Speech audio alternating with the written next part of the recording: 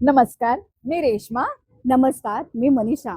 भेट आमची तुमची मध्ये मी तुमचं स्वागत करते. तर आज आहे नागपंचमी. रेश्मा, तुला माहितीये का आज नागपंचमी आहे? तर आपण शुभेच्छाही दिल्या पाहिजे. हो, तर नागपंचमीच्या तुम्हाला सर्वांना खूप खूप शुभेच्छा. आणि आम्ही आलो आहोत पवई येथील सुवर्ण मंदिरामध्ये. नाव ऐकलं होतं, पण आज तुझ्यामुळे बघणार आहे मी. थँक्यू. आणि रेश्मा, मी असं ऐकलंय की नागपंचमी हे फक्त हिंदू धर्मात नाही तर बौद्ध धर्मामध्ये आणि अजून वेगवेगळ्या धर्मांमध्ये मोठ्या प्रमाणात केला जातो. आणि हे आपल्या भारतातच नाही तर भारताच्या बाहेर नेपाळ, बांगलादेश आणि अजून काही ठिकाणीही मोठ्या प्रमाणामध्ये केला जातो. अजून पण एक कारण आहे ना रेश्मा? मोठं कारण आहे आणि ते पण सायंटिफिक रिझन आहे. सर्प हा शेतकरीचा मित्र असतो आणि त्या कारणामुळे पण आहे ना नागपंचमी साजरी केली जाते. अच्छा, म्हणजे शाळेमध्ये शिकवलं जायचं आम्हाला की शेतकऱ्याचा खरा मित्र हा सर्प सर्प आहे. शेतकरी हा शेती करतो, मग त्याची राखण हा त्याचा मित्र म्हणजे सर्प करतो आणि त्याच्यामुळे त्याची ही शेतकरी पूजा करतात. म्हणजे हाही त्यांच्यासाठी खूप मोठा दिवस आहे. तर रेश्मा, आज नागपंचमीच्या दिवशी तू मला ज्या ठिकाणी आणलं आहे ते आपण आता बघूया. हो, नक्की. चला तर. चला. हे आहे सुवर्ण नागमंदिर जे पवईमध्ये आहे.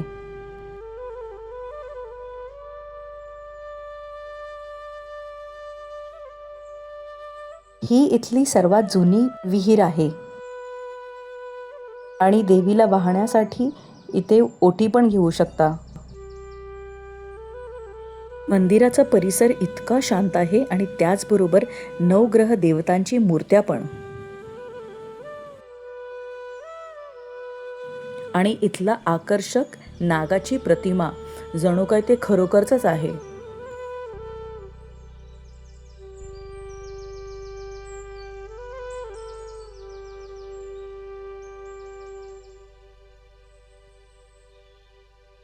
मंदिराच्या परिसरात आत जातात इथे संतांच्या मूर्त्या पण आहे आणि वैशिष्ट्य म्हणजे प्रत्येक मूर्तीमागे एक नागाची प्रतिमा आहे.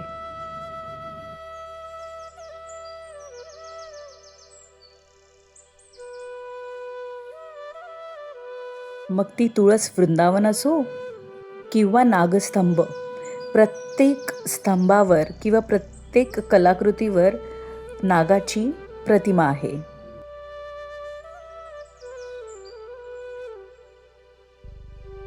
ही आहे नागमूर्ती आणि इथे या मूर्तीला दुधाने अभिषेक केला जातो.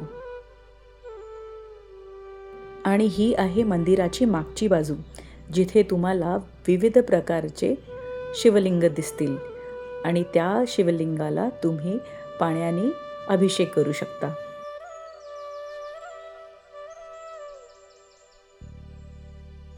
हे आहे श्री सुवर्ण बाबा. ह्यांनी 1957 मध्ये या मंदिराची स्थापना केली होती आणि आज त्यांचं वय 94 आहे.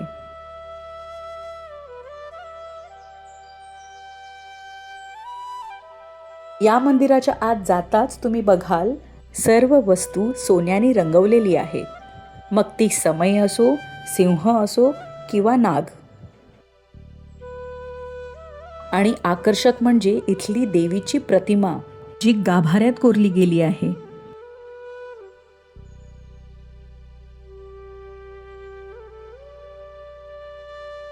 आणि ही आहे नवमाता मूर्ती. हिला इच्छापुरी माताही म्हणतात. या मंदिराच्या मध्यभागी सोन्याच्या सर्पाची मूर्ती असून तिच्या भोवती मातृदेवतेची 9 देवी रूपे आणि एकतेची इतर हिंदू, मुस्लिम आणि ख्रिश्चन प्रतीके आहेत.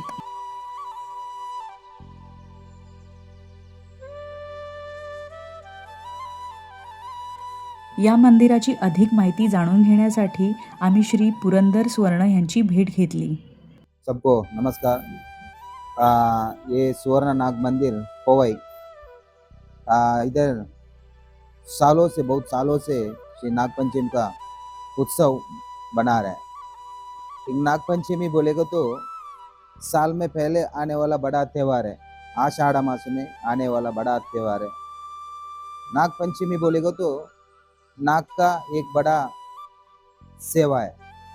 ये नागपंचमी का दिन अपन नाग को क्यों आराधन करने का, नाग का विशेषत क्या है, नाग का विशिष्टत क्या है करके अपन अपने को मालूम होना चाहिए।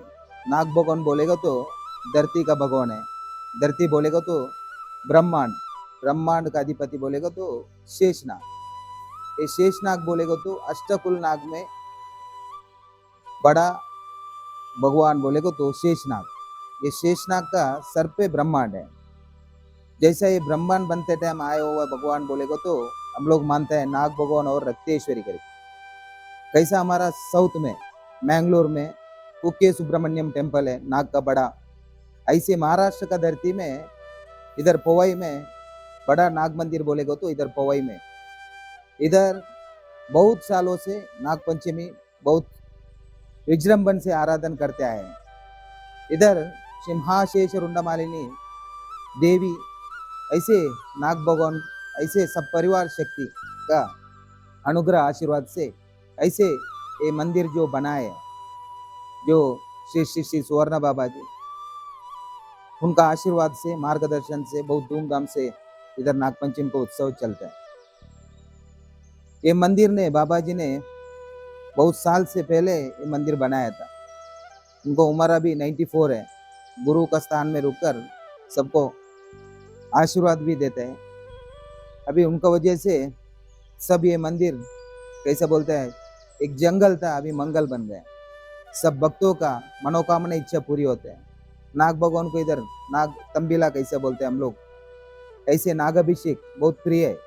ये नागाभिषेक उसी दिन पंचामृत अभिषेक इधर नाग भगवान का नाग पंचमी का दिन इधर होता है। उसी दिन सुबह नाग भगवान को पंचामृत अभिषेक में दूध दही ऐसे हनी नारियल पानी इसका महाअभिषेक ही होता है सुबह से 7 बजे से शाम तक। ऐसे ये मंदिर का और एक विशेष बोलेगा तो इधर जो भी आके जो भी वो लोग का मन्नत रहेगा, जो भी वो लोग का दिल का इच्छा रहेगा, वो आके भी भगवान से मांगेगा तो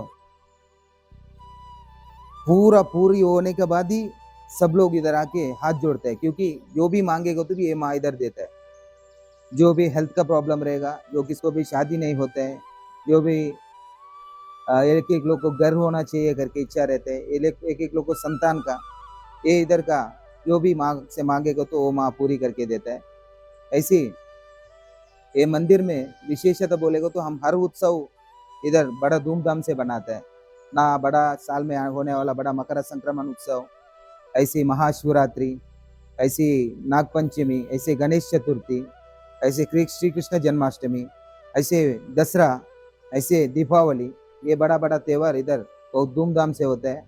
उसके लिए सब लोग से हम लोग विनती करते हैं, ये बाबा जी का आशीर्वाद से सबका मनोकामना इच्छा पूरी होने दो। बाबा जी का ऐसे माता रानी का ऐसे नाग भगवान का आशीर्वाद सब लोग को ऊपर होने रहने दो। ऐसे वो दिन सब लोग आके माँ का दर्शन करो, माँ का आशीर्वाद ले लो करके हम लोग विनंती करते हैं आपसे। तर आजचा हा भाग तुम्हाला कसा वाटला आम्हाला नक्की कळवा आणि लाईक करा, शेअर करा आणि सबस्क्राईब करा. धन्यवाद. धन्यवाद.